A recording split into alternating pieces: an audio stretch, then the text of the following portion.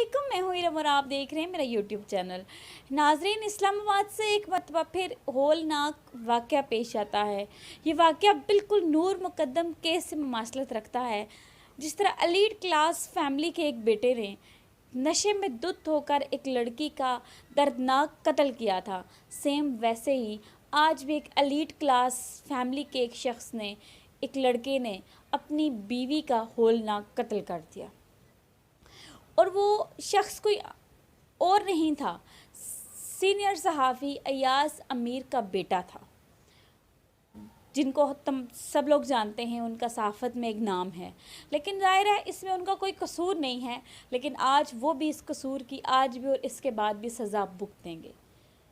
कत्ल का वाक़या कुछ यूँ पेश आता है कि वो जो लड़की है उसका नाम है सारा, कैनेडियन नेशनलिटी होल्डर वो लड़की है और दुबई में वो जॉब कर रही थी।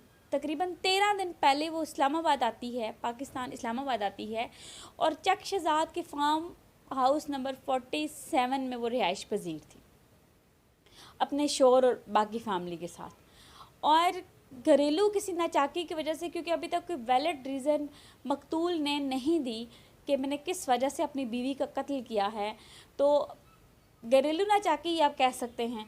घरेलू नाचाकी की वजह से उसने अपनी बीवी के सर के ऊपर और सीने के ऊपर और जिस्म के मुख्तलिफ अज़ा के ऊपर वो जो वेट उठाने वाला एक पत्थर होता है, उसका साइज़ में वो छोटा होता है लेकिन उसका वेट काफ़ी ज़्यादा होता है, उसके साथ उसका कत्ल कर दिया। यानी कि उसके सर पे मारा, उसके सीने पे मारा, उसके बाकी जिस्म के अज़ा पे मारा, उसके हाथों पे भी इनफैक्ट तशद्दुद के निशानात दिखाई दिए गए हैं। और मारने के बाद उसने अपनी बीवी को टब पानी का जो वॉशरूम में घसीट कर ले गया उसकी बॉडी को और नहाने के टब में डाल के पानी खोल दिया। और उसकी जो मौत वाक़या हुई, यानी कि पहले वो लगभग मरने के करीब थी, लेकिन जो उसकी मौत वाक़या हुई वो नथनों में पानी भरने की वजह से हुई। यानी कि ज़ाहिर है वो बेचारी इस कंडीशन में हो गई थी कि वो कुछ भी नहीं कर सकती थी, तो अपनी मदद नहीं कर सकती थी। वो बेचारी पानी में डूब गई और पानी नाक और मुंह की से जब चला गया तो इस वजह से उसकी मौत वाक़या हो गई। क्या कह सकते हैं ऐसे वाक़यात के ऊपर? खुदारा अपनी औलादों को समझाएं। ये नशा एक बदतरीन चीज़ है। इस नशे की वजह से लाखों वाक़यात सामने आ रहे हैं, रेप के वाक़यात, कत्ल के वाक़यात, डकैती के वाक़यात।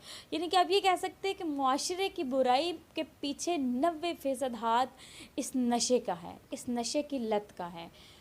चाहे वो एलीट क्लास में हो, चाहे वो नॉर्मल क्लास फैमिली के लोग हों, जिस शख्स को इस नशे की लत पड़ जाती है वो कोई भी गुनाह सर जद करने में एक सेकंड नहीं लगाता। अब देखें इस केस में फर्दर क्या होता है। अयाज साहब का ये बयान था कि ऐसा कत्ल या ऐसी मौत किसी दुश्मन को भी ना दे, वो ख़ुद भी परेशान है। और हाँ, इस केस में एक अच्छी बात ज़रूर देखने में आई कि जो मकतूला की सास हैं, जो अयाज मीर साहब की वाइफ हैं, उन्होंने जब अपनी बहू की लाश टब में देखी, उन्होंने पुलिस को इन्फॉर्म किया। पुलिस उनके कहने पर उनके फार्म हाउस पर आई और फर्दर केस किया। और जो उनका बेटा था वो भी जाए वकूआ पर मौजूद था और उसको भी हिरासत में ले लिया।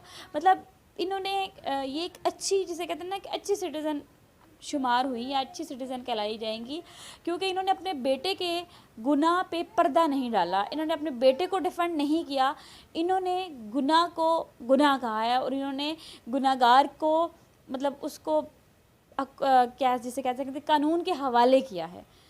और जो मकतूला हैं उसके साथ ज़ाहिर है इन्होंने एक अच्छाई की है कि अगर वो छुपाना चाहती तो वो छुपा सकती थी। जैसे नूर मुकद्दम केस में उन्होंने बहुत कोशिश की छुपाने की, लेकिन अल्लाह की ज़ात जिसके साथ हो उसको सिला या उसका जो बदला जिसे कहते हैं वो ज़रूर मिलता है।